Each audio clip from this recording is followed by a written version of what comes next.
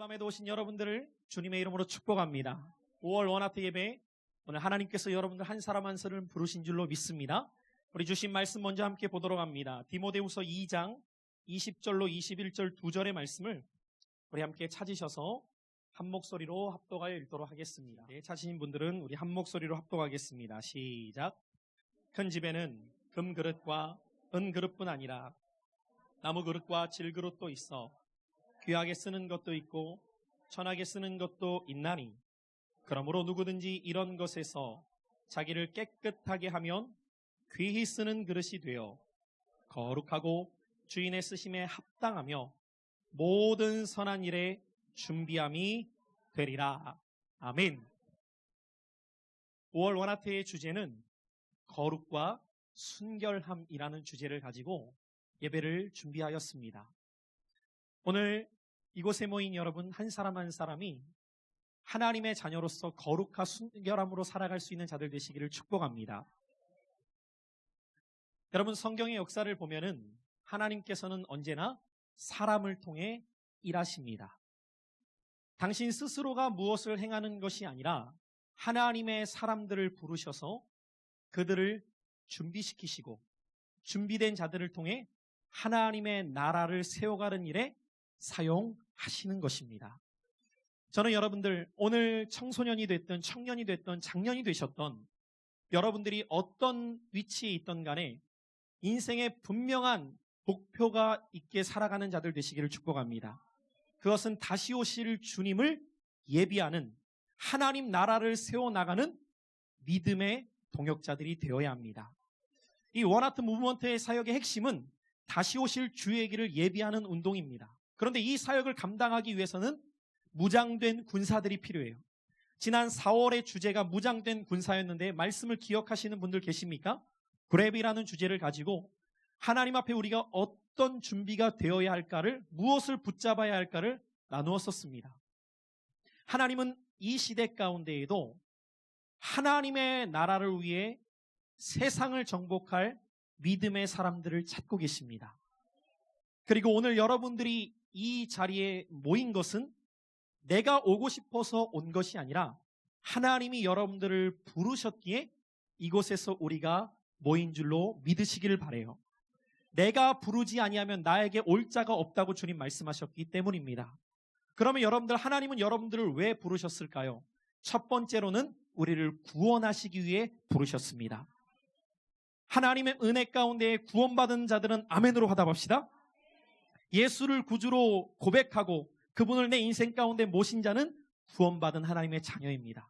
이것이 첫 번째 목적이 되어야 돼요. 혹시 오늘 이 자리 가운데 오신 분들 중에 내가 구원의 확신이 없는 분들은 하나님 주시는 이 구원의 선물을 반드시 받으시기를 축복합니다. 구원은 믿음으로 받는 거예요. 내 삶에 예수님을 나의 구주로, 나의 주인으로 인정할 때 그분이 여러분들을 거듭나게 하사 산 소망이 있게 하시고 보지 못했던 영적 세계를 보게 하실 줄 믿습니다. 첫 번째 목적이에요. 그러나 여기서 끝나지 않습니다. 하나님이 여러분들을 부르신 두 번째 목적은 무엇이냐면 하나님 나라를 위해 사명 감당하도록 여러분들을 부르셨다는 것입니다. 그런데 여러분들, 하나님은 여러분들을 부르셨을 때 그 나라를 위해 여러분들이 사명 감당하도록 하시기 위해서는 반드시 여러분들이 준비된 자가 되어야 합니다. 저는 종종 이런 표현을 씁니다. 하나님은 누구나 쓰실 수는 있지만 아무나 쓰시지는 않습니다.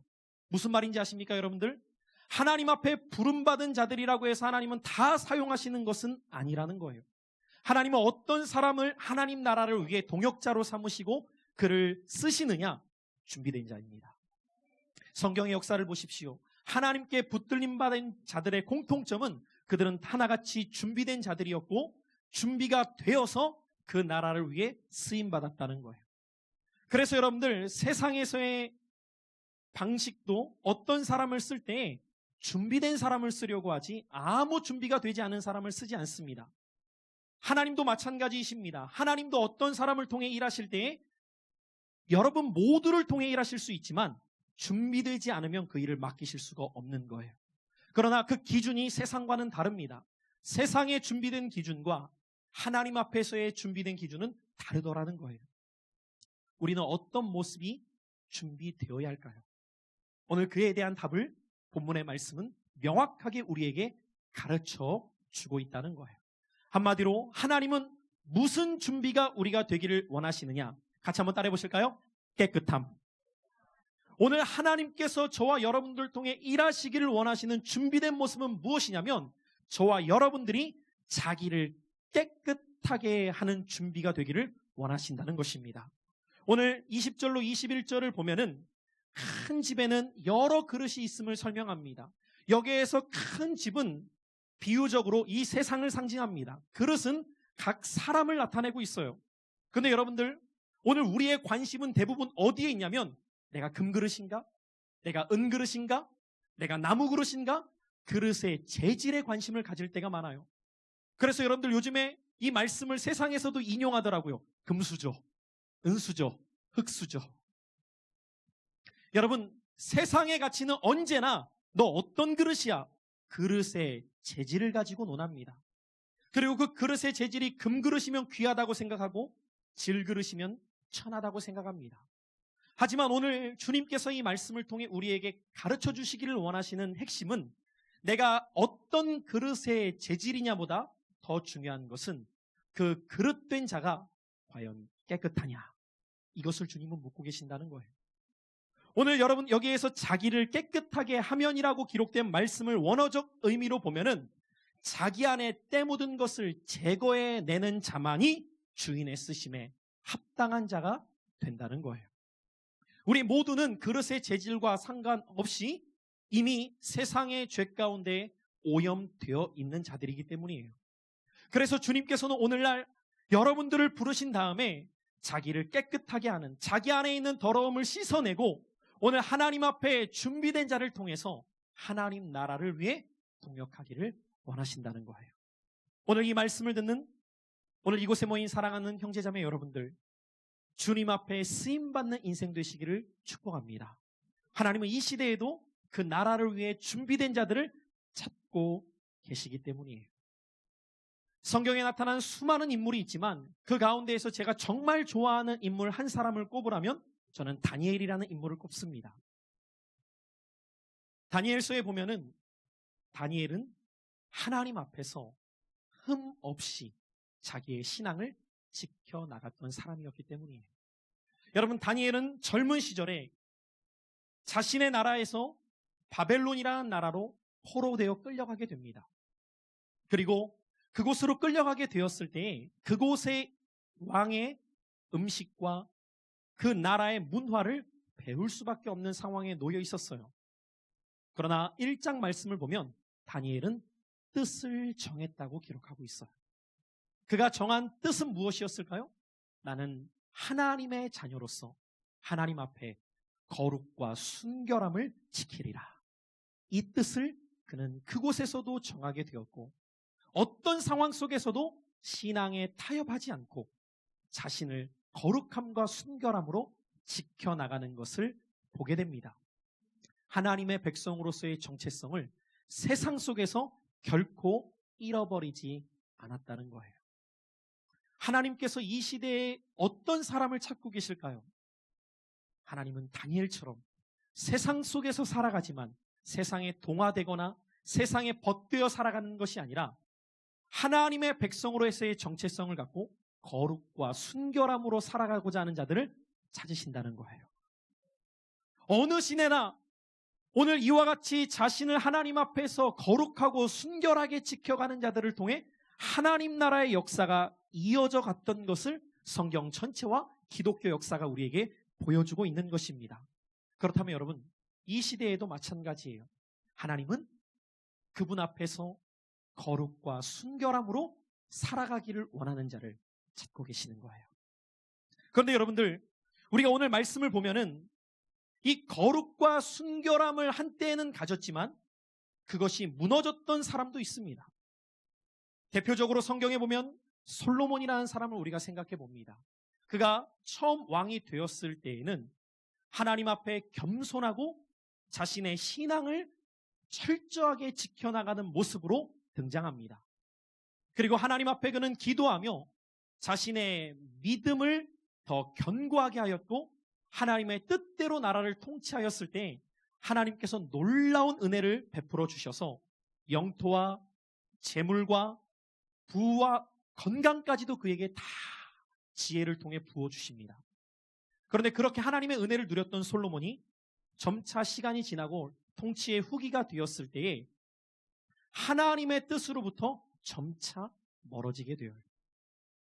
그리고 이때부터 그는 주변 나라국들과 함께 통혼을 맺기 시작하면서 이방 나라의 여인들을 데리고 와서 그들과 결혼을 맺기 시작합니다. 하나님께서는 분명히 그에게 말씀하셨어요. 너희가 이방 나라의 여인들과 결혼하거나 관계를 맺지 말아라. 왜냐하면 그들이 너로 하여금 우상 숭배에 빠지게 할 것이기 때문이다 라고 가르쳐 주셨어요. 그런데도 불구하고 솔로몬은 자신이 원하는 대로 모든 것이 이루어지자 영적 교만에 빠지게 되었고 한순간에 무너지게 되어요. 여러분, 저는 이 솔로몬의 모습을 보면서 오늘날 이 시대를 살아가고 있는 그리스도인의 모습 속에서도 가장 큰 신앙의 위기가 언제 찾아오는가를 보면은 삶이 평안할 때입니다. 삶이 어렵고 힘들고 문제가 있으면 하나님 앞에 나아가다가 내 삶이 안정적이 되고 편안해지고 내가 생각하는 대로 다 이루어지기 시작하면 하나님과의 관계가 좀처럼 가까워지는 것이 아니라 멀어지는 성도들을 자주 목격하게 되어요. 결국 솔로몬은 그렇게 하나님과의 관계가 점차적으로 멀어지게 되다가 하나님께서 꿈에 그에게 2번이나 나타나서 그가 범하는 잘못된 죄악을 가르쳐 주셔요. 그렇게 행하지 말라고 명하시는데 그럼에도 불구하고 솔로몬은 주의 음성을 듣지 않는 거예요. 여러분, 신앙의 위기는 언제 찾아오느냐? 말씀을 들어도 반응하지 않을 때입니다.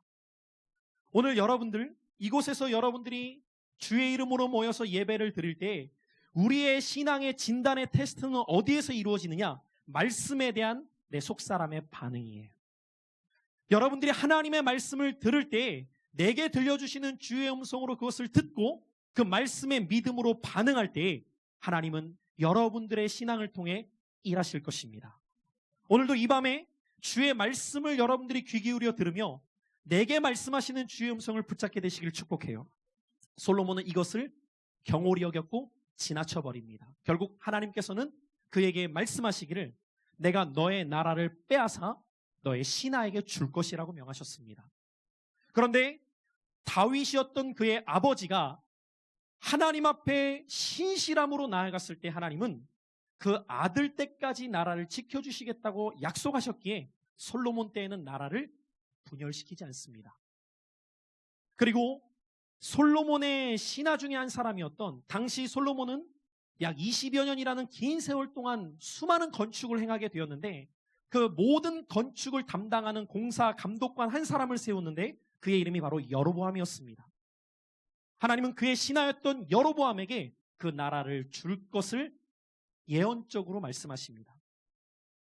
결국 솔로몬의 시대가 끝나갈 무렵 실로 사람의 한 사람 선지자였던 아이야라는 선지자가 길을 가다가 여로보암을 만나게 되어요. 그를 만나게 되자 자신이 입고 있던 새 옷을 벗어서 갈기갈기 옷을 12조각으로 찢습니다.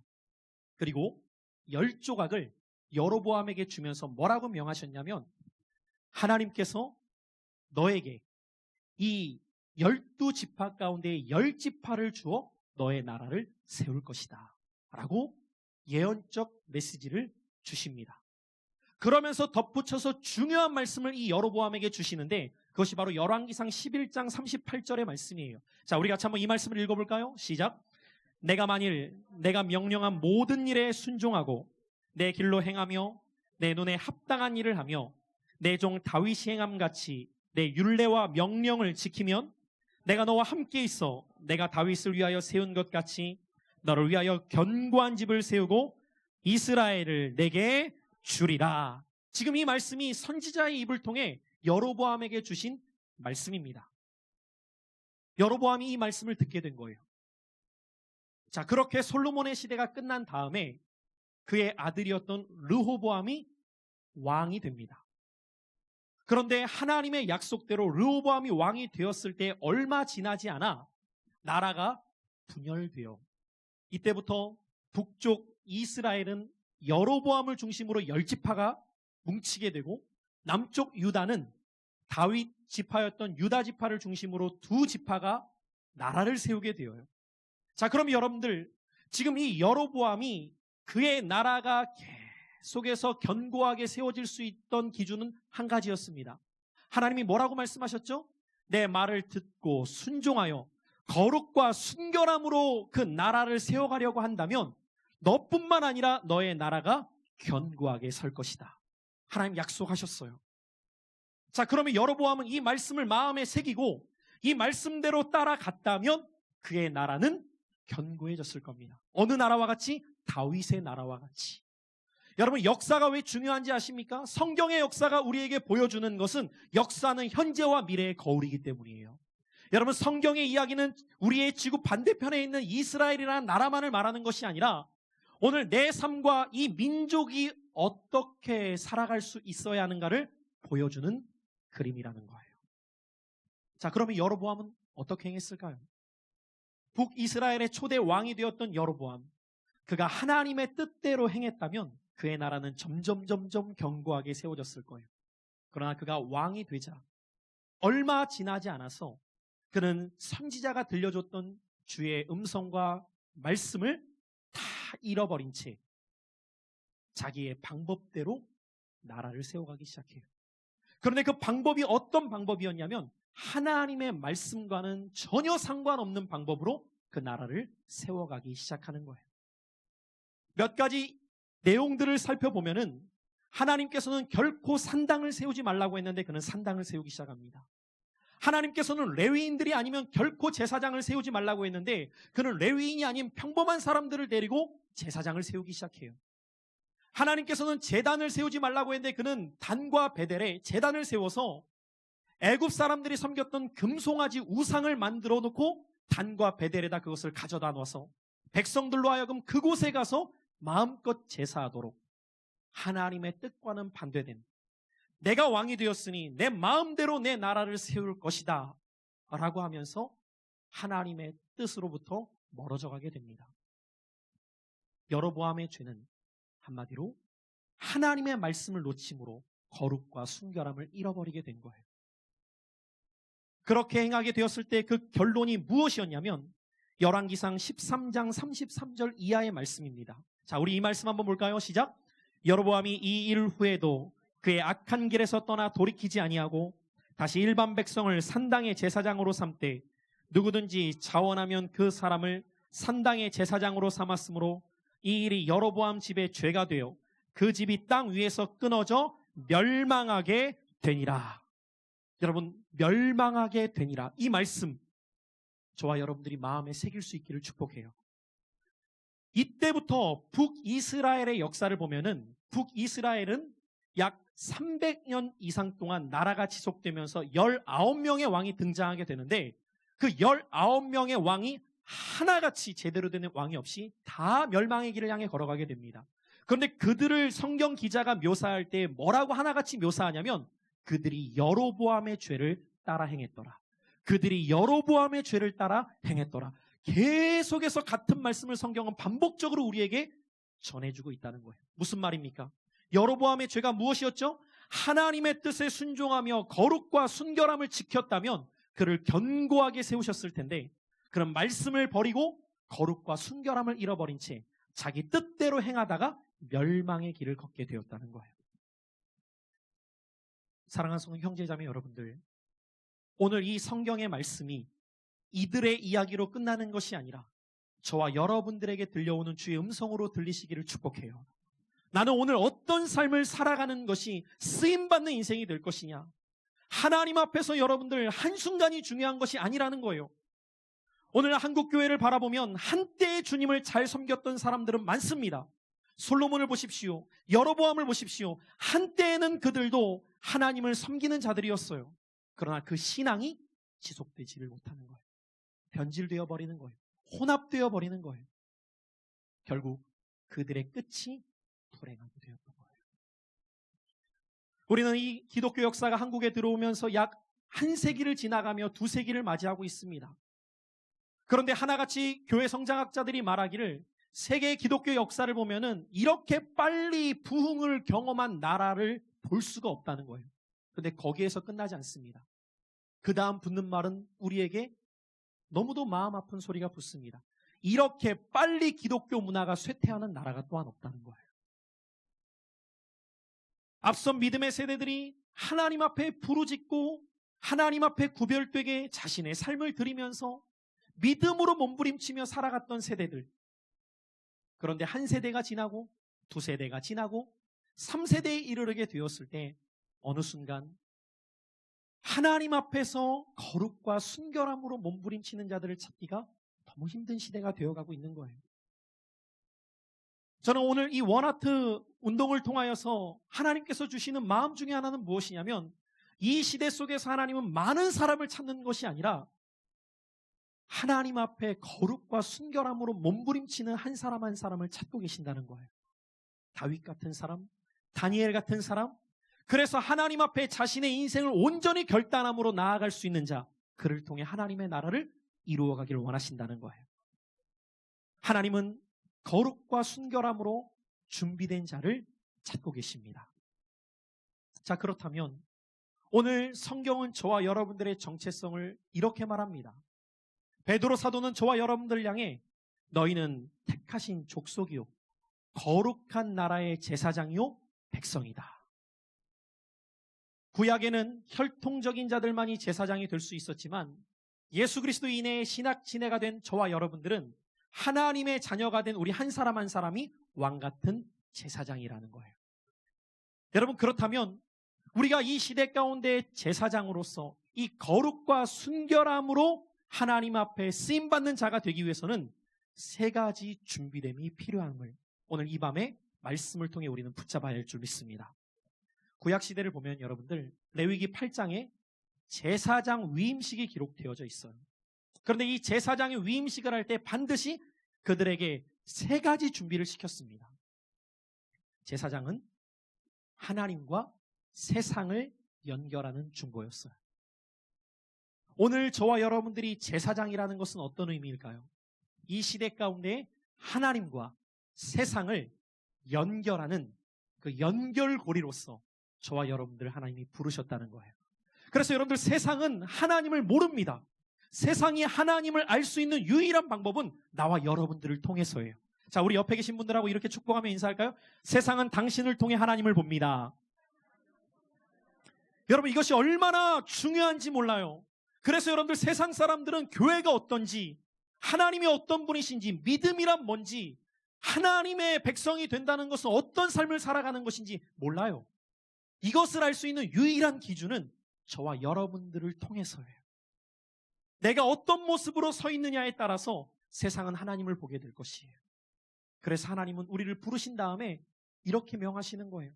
자기를 깨끗하게 하는 자를 통해 나는 일하기를 원한다.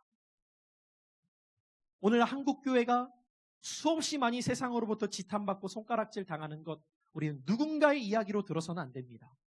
나의 아픔으로 들어야 되고 나의 모습으로 볼 수 있어야 돼요. 그러면 여러분들, 우리는 다른 사람 이야기하기 전에 자신의 모습을 봐야 돼요. 나는 과연 어떻게 준비되어 가는 제사장인가? 하나님께서 이 제사장들을 향해 세 가지 준비를 말씀하신다고요. 그 첫 번째 준비를 같이 한번 따라 고백해 보시겠습니다. 물로 씻음을 받아야 합니다. 여러분, 하나님은 거룩함과 순결함으로 준비된 자들을 찾고 계시는데 그 첫 번째 준비가 뭐라고요? 물로 씻음을 받아야 된다는 거예요. 레위기 8장의 말씀을 보면은 모세가 아론과 그의 아들들을 데려다가 물로 씻기는 장면이 기록되어져 있습니다.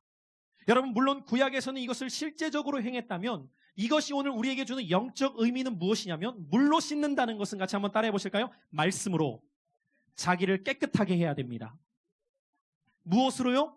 말씀으로 하나님께서는 저와 여러분들이 깨끗함을 받기를 원하신다는 거예요. 시편 119편 9절은 우리에게 중요한 말씀을 전해주고 있어요. 자, 우리 이 말씀 한번 읽어보죠. 시작. 청년이 무엇으로 그의 행실을 깨끗하게 하리이까? 주의 말씀만 지킬 따름이니이다. 할렐루야. 청년이 무엇으로 자신을 깨끗하게 할 수 있다고요? 주의 말씀을 통해 깨끗해진다는 거예요. 하나님께서 저와 여러분들에게 이 말씀을 주신 목적은 말씀을 통해 우리의 삶의 기준이 새로워지는 것입니다. 여러분, 그리스도인은 이 땅을 살아가면서 끊임없이 싸워야 될 그 싸움의 영역 중에 하나가 무엇이냐면 가치관의 싸움입니다. 여러분, 지금 우리나라 가운데에도 일어나는 모든 문제들을 보십시오. 이 모든 문제가 어디에서부터 비롯되냐면 가치관에서부터 비롯되어져요. 최근 들어서 전 세계적으로 가장 크게 이슈가 되는 문제가 무엇입니까? 동성애 문제입니다. 다른 나라의 이야기가 아니라 이제는 우리나라의 이야기가 되어버렸습니다. 성소수자들이라는 표현을 통해 이제는 남자와 여자라는 표현을 쓰는 것조차도 잘못된 것이라고 말하면서 사람과 사람으로 바꿔야 된다는 시대를 우리는 마주하고 있습니다. 그리고 마치 옛 방식을 고수하는 것은 고리타분하고 세련되지 못한 것처럼 포장되어져서 어느 순간부터 이 세대가 기준이 사라지고 있어요. 여러분, 우리가 살고 있는 시대를 무슨 시대라고 말합니까? 포스트 모더니즘 시대라고 말합니다.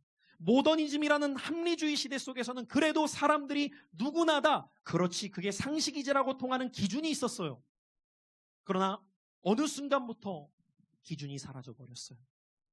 그런데 이 문제는 세상에서만 있는 것이 아니라 교회 안으로까지도 물밀듯 들어오고 있습니다. 여러분, 오늘 여러분들이 이 자리에 앉아서 하나님의 말씀을 듣고는 있지만 모두가 다 동일하게 생각하지는 않는 것을 저도 압니다. 어떤 분들은 오늘 저의 메시지를 들으면서도 그렇지, 하나님의 뜻이 그러하니까 그렇게 살아가야지라고 결심하는 자들도 있지만 어떤 분들은 이렇게도 생각할지 몰라요. 그거는 목사님 생각이고요. 저는 그렇게 생각하지 않아요. 이것이 오늘날 이 시대를 살아가고 있는 수많은 사람들의 생각 속에 머물러 있다는 거예요. 기준이 사라져버리는 시대. 그러다 보니 하나님의 말씀을 들어도 그 말씀이 진리되지를 못하는 거예요. 진리가 없으니 오히려 자유할 줄 알았는데 더 얽매이기 시작하는 거예요. 주님 우리에게 분명히 말씀하셨습니다. 진리를 알게 될 때 그 진리가 너희를 자유케 하리라. 여러분, 정말 하나님 안에서 자유를 누리면서 신앙생활하는 자들이 되기를 원하신다면 말씀이 여러분들의 기준이 될 수 있기를 축복합니다. 하나님의 말씀이라는 변치 않는 진리가 내 삶 가운데 기준으로 박힐 때에 그 기준이 우리를 좌로나 우로나 치우치지 않게 한다는 거예요. 세상에 나아가 보십시오. 수많은 학문이, 수많은 사람들의 가치관이 여러분들을 공격하며 야, 그것은 교회 안에서만 하는 말이야. 세상에서는 그게 먹히진 않아, 통하지 않아. 너 도대체 언제적 이야기를 하고 있는 거야? 라고 말하면서 우리가 가진 이 진리와 하나님의 말씀을 조롱하면서 비난합니다. 여러분들 보셨는지 모르겠지만 저는 저 캐나다 국회에서 동성애법을 통과시키기 위한 어떤 국회의원이 나와서 자신의 주장을 할 때 성경을 인용해요. 저는 깜짝 놀랐어요.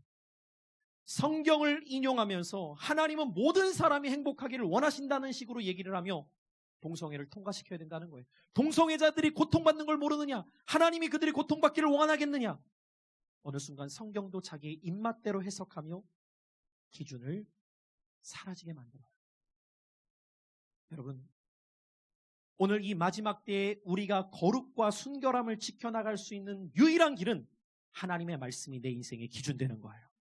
말씀의 기준이라는 것을 성경은 캐논, 잣대라고 말합니다.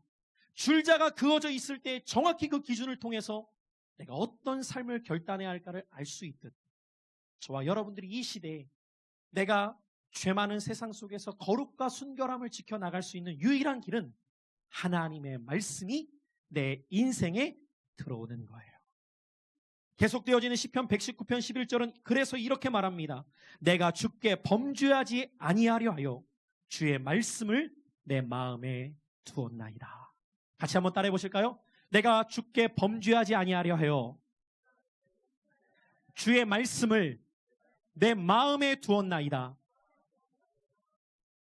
그것을 뒤집어 말하면 어떤 의미입니까? 하나님의 말씀이 내 안에 들어온 자는 죄에서 멀어지게 된다는 거예요. 그러나 하나님의 말씀이 내 안에 채워지지 않게 될 때 어느 순간 내가 죄에게 가까워지는 인생이 될 수밖에 없다는 것. 기준이 없으니까. 그리스도인은 하나님의 말씀을 통해 내 인생의 기준을 세워가는 거예요.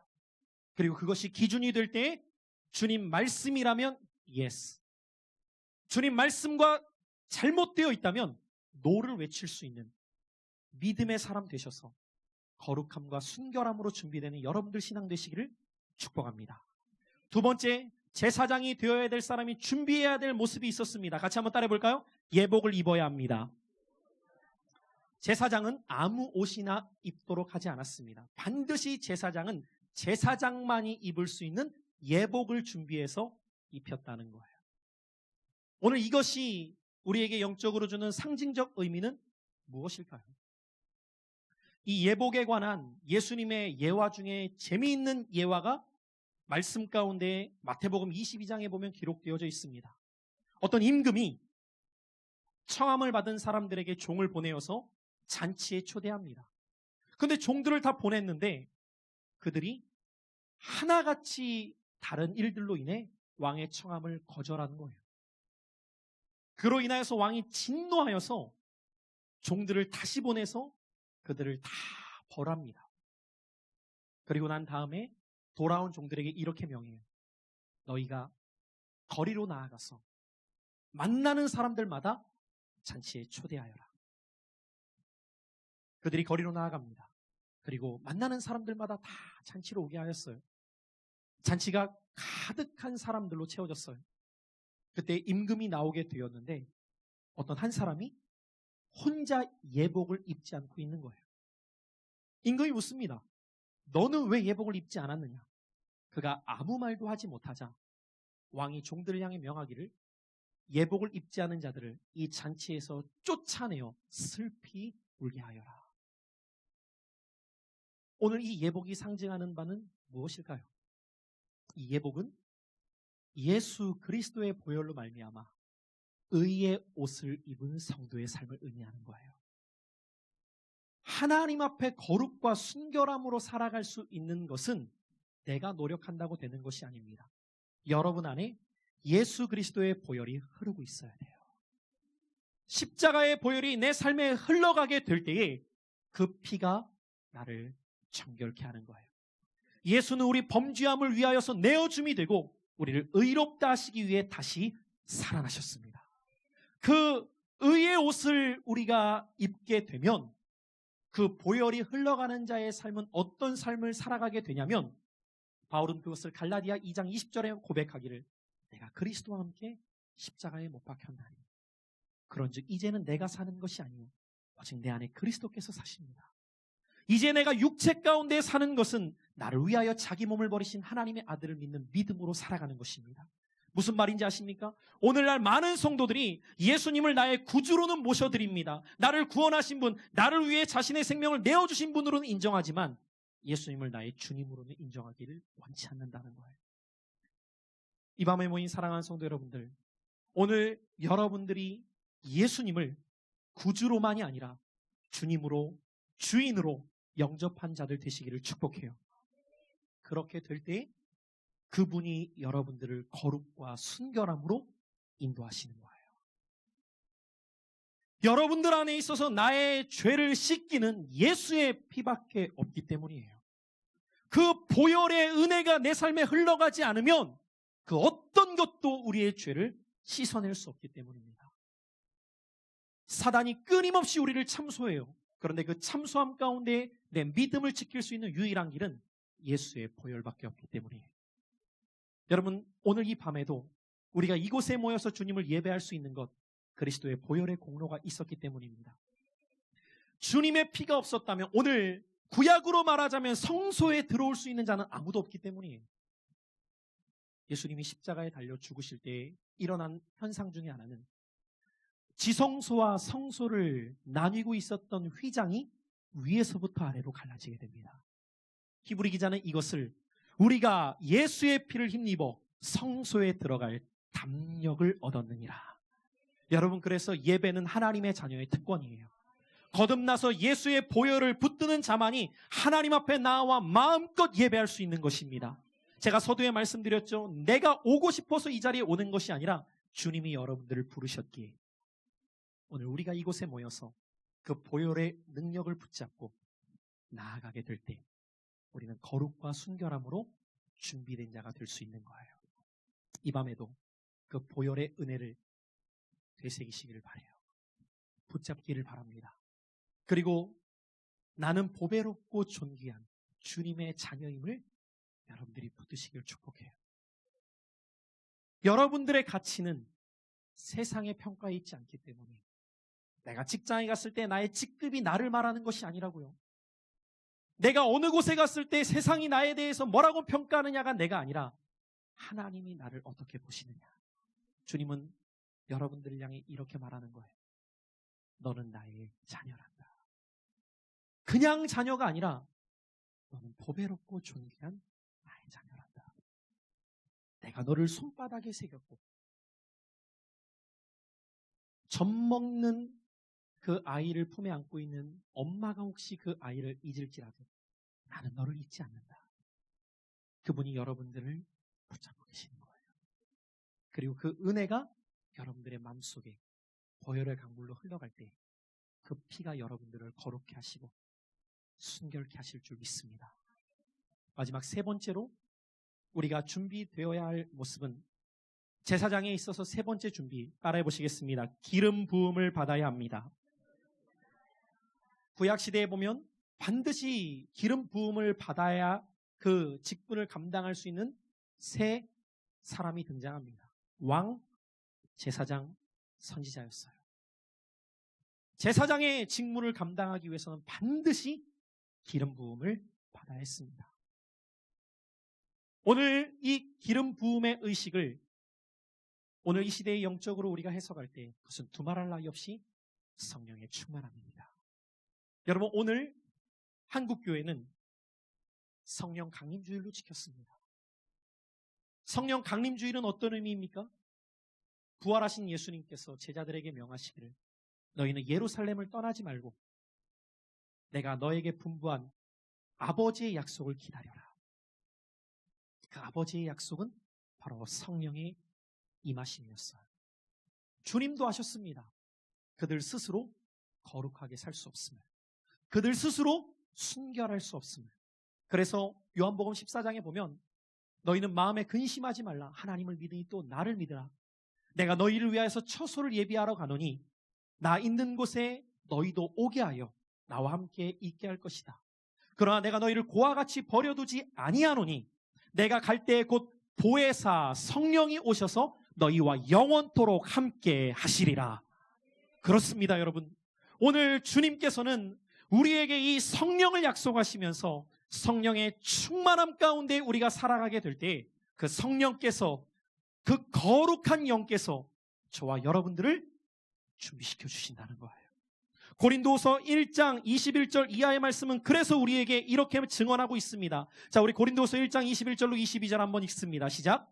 우리를 너희와 함께 그리스도 안에서 굳건하게 하시고 우리에게 기름을 부으시는 하나님이시니 그가 또한 우리에게 인치시고 보증으로 우리 마음에 성령을 주셨느니라. 할렐루야. 여러분, 그분이 우리에게 기름 부으셔서 인치신 것, 성령을 우리에게 부어 주시겠다는 거예요. 주의 일들을 감당하는 사람들은 하나같이 거룩하고 순결함으로 준비된 자였습니다. 그런데 그들에게 나타난 공통점은 그들 모두는 성령 충만한 사람이었다는 거예요. 18세기에 영국의 한 목회자였던 존 웨슬리라는 사람은 대대로 목회자의 가정에서 신앙의 양육을 받고 어린 시절을 생활하게 됩니다. 목사의 아들이었으니 자동적으로 어렸을 때부터 교회를 다녔고 신앙생활을 했지만 그의 마음속에서는 구원의 기쁨과 감격보다는 자연스럽게 종교와 신앙이 문화가 되어서 교회를 다닐 뿐이었어요. 그리고 어떻게 하다 보니 신학교까지 가서 목사까지는 되었는데 여전히 구원에 대한 확신과 은혜가 그 안에 흐르지 않는 겁니다. 어느 날 그는 영국 국교회로부터 선교사 파송을 받게 되어서 영국에서 미국으로 배를 타고 가는데 그 배를 타고 가는 상황 속에 큰 풍랑을 만나게 되어요. 다 죽게 생겼습니다. 그 당시 웨슬리는 그 동생과 함께 여러 사람들과 배를 탔다가 풍랑을 만나서 죽게 생겼으니까 두려워 벌벌 떠는 거예요.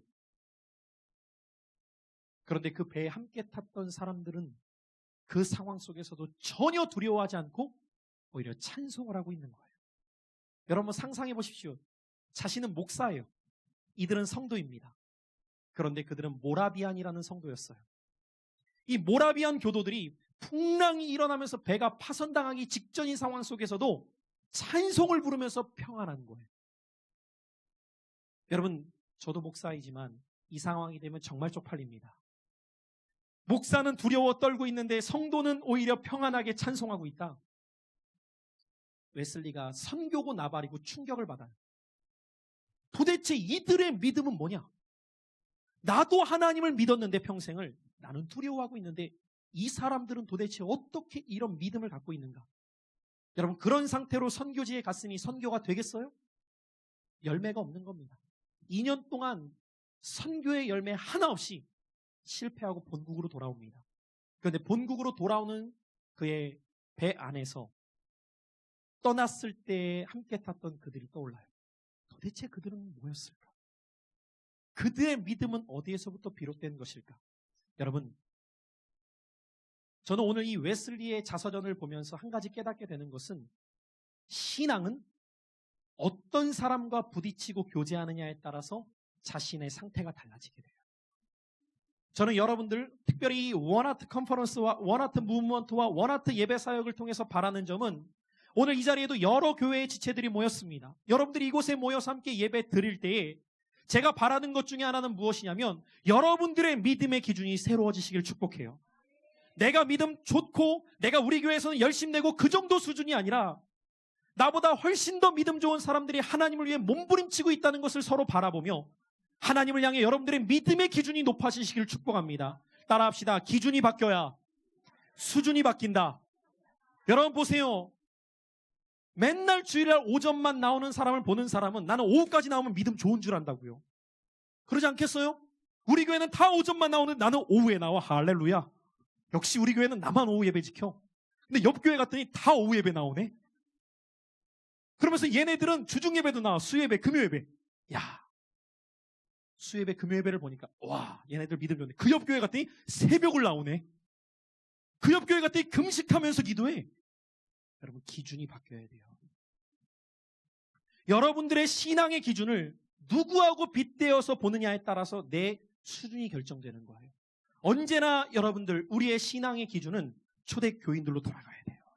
성경으로 돌아가야 된다고요. 내 옆교회와 내 옆 지체의 신앙 정도로 만족하는 것이 아니라 스데반처럼 돌을 맞을 때에도 할렐루야. 여러분, 성경의 기준을 붙들 때 내가 얼마나 더 하나님 앞에 은혜를 구해야 될지를 보게 되는 거예요. 보세요, 여러분들. 한국교회가 어느 순간 한때는 저녁 예배가 당연했다고요. 그렇지 않아요, 여러분들? 제가 청소년 때까지만 하더라도 7시 반 주일날 예배는 당연한 거였어요. 근데 어느 순간부터 오후 예배로 다 바뀌니까 저녁 예배 드리면 이상하게 봐. 여러분, 이게 이상한 거예요? 우리의 기준이 어디를 따라가느냐에 따라서 우리의 수준이 달라진다고요, 여러분들. 웨슬리는 그들을 보면서 충격을 받아요. 도대체 얘네들의 믿음은 뭐야? 그리고 돌아오게 되었을 때 그 충격이 가시지가 않습니다. 그는 결단합니다. 비록 내가 목사이지만 그들의 예배 모임에 한번 가봐야겠다. 오늘 여러분, 그런 의미에서 여러분들의 본교회 예배도 물론 있으시지만 이런 연합 예배에 나오셔서 영적인 충전과 도전이 되는 것은 필요합니다. 간 거예요.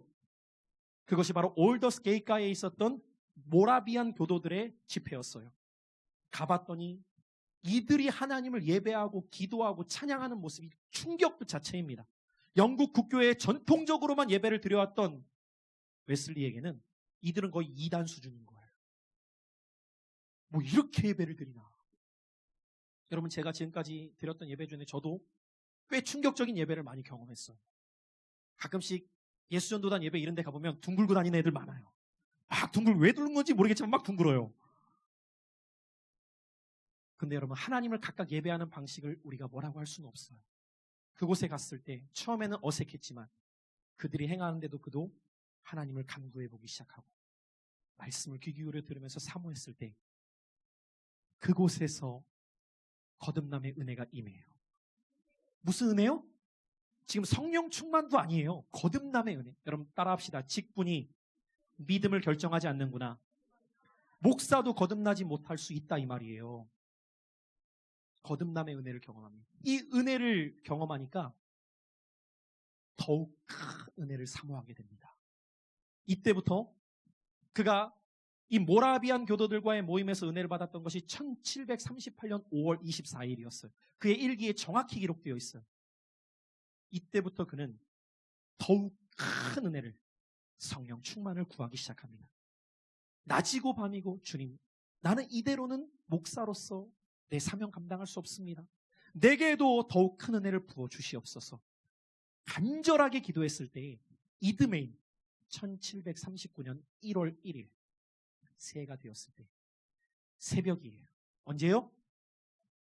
새벽에 하나님 앞에 부르짖을 때 성령이 그에게 임하십니다. 강력한 능력으로 임하세요. 웨슬리는 자신의 가슴이 터져나가는 것 같았어요. 그리고 강력한 하나님의 능력이 그에게 임하였을 때 이때부터 그는 거리로 나아가서 복음을 외치기 시작해요.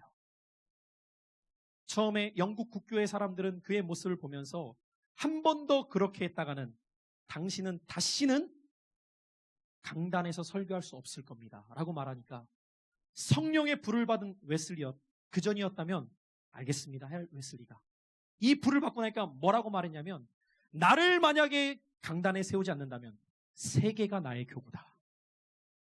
따라합시다. 기준이 바뀌면 수준이 바뀐다. 기준이 성령 충만으로 바뀌니까 뭐가 나의 교구라고요? 세계가. 오늘날로 말하면 구역이. 세계가 나의 구역이라는 거예요. 세계가 나의 목장이라는 거예요. 세계가 나의 셀이라는 거예요.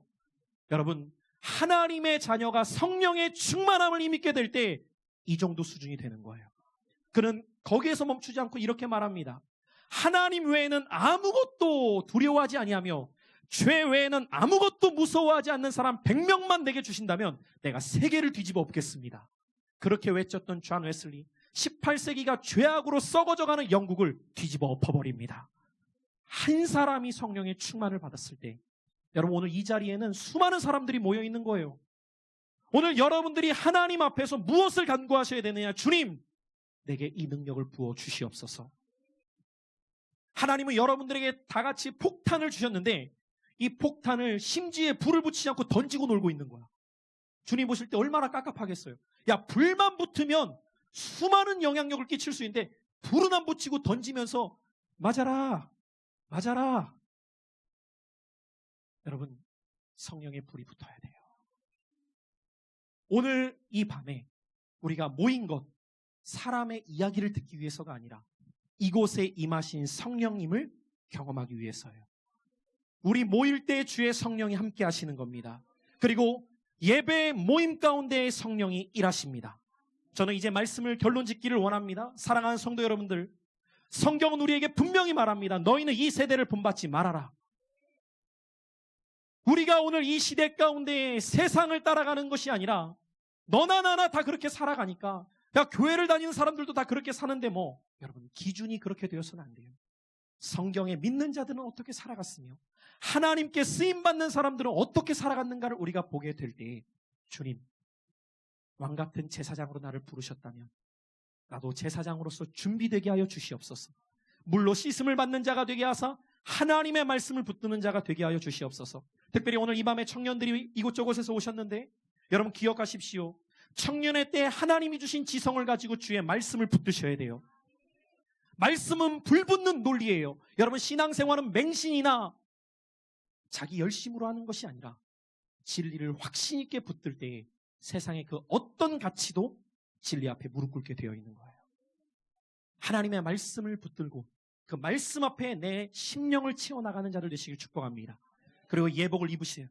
오늘 여러분들을 당신의 보혈로 거룩하게 하시는 주님을 붙잡고 십자가를 바라볼 때마다 그 보혈이 오늘도 내게 흘러가고 있다는 것을 붙들 때에 예수님이 나에게 자신의 생명을 주셨다면 적어도 내 인생은 예수님 자리는 되어야 돼요. 적어도 내 삶은 보혈의 가치만큼은 살아야 된다고요. 주님이 나를 정결케 하시고 깨끗하게 하셨는데 어떻게 또다시 세상과 벗대어서 나를 죄악된 길로 걸어가게 하겠어요? 오늘 내 힘으로 될 수 없기에 그 보혈을 의지하십시오. 그리고 성령이 내게 부어지실 때에 그것은 듀나미스, 다이나마이트와 같은 능력이 여러분들 가운데 임하여서 우리를 머리끝부터 발끝까지 성령의 사람으로 붙잡고 인도하실 거예요. 오늘 존 웨슬레를 붙드셨던 그 하나님, 성경의 인물만이 아니라 교회사의 수많은 인물들을 통하여서 그 시대를 새롭게 하셨던 하나님은 이 시대에 그와 같은 사람을 찾고 계신 거예요. 그러면 어떻게 해야 됩니까? 이 은혜를 사모하셔야 돼요. 주님, 오늘 내게 거룩과 순결함을 향한 기준을 잡게 하여 주시옵소서.